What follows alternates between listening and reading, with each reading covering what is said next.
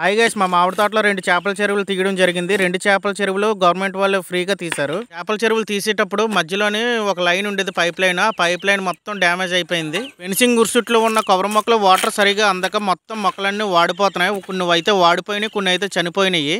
అందుకని చెరువు గట్టు పైన కొత్త డ్రిప్ లైన్ వేద్దామని చెప్పి స్ట్రెంచ్ తీయిస్తున్నాము. ఎండ ఎక్కువగా కాయడం వల్ల స్ట్రెంచ్ తీయడానికి కూడా భయపడి ఎవరో లేబర్ రాలేదు, ఇద్దరు మాత్రమే వచ్చారా. ఇద్దరితోటి స్ట్రెంచ్ తీయిస్తున్నాను. చెరువు గట్టు కొత్తగా వేయడం వల్ల లూజ్గా ఉంది సాయిల్ మొత్తం.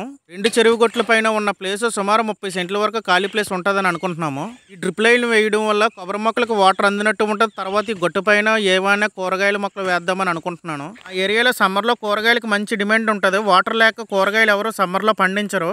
మాకు వాటర్ ఉంది కాబట్టి చెరువు గట్టు పైన బీరపాదులు కానీ టమాటో వేద్దాం అనుకుంటున్నాను. చేపల చెరువు సుమారు 80 సెంట్ల వరకు ఉండొచ్చు. ఈ పైప్ లైన్ వేయడం వల్ల మొక్కలతో పాటు చేపల చెరువులో వాటర్ ఫిల్ చేసుకోవడానికి కూడా ఉపయోగపడుతుంది. డ్రిప్ పైప్ లైన్ పూర్తిగా ఇన్స్టాల్ చేసిన తర్వాత మరో వీడియో చేస్తాను. జూన్ జూలై నెలల్లో వర్షాలు బాగా కురవడం వల్ల చేపల చెరువు మొత్తం వాటర్తో నిండిపోద్ది. ఆ వీడియో మీకు నచ్చినట్లయితే please like and share, subscribe చేయడం మాత్రం మర్చిపోవద్దు.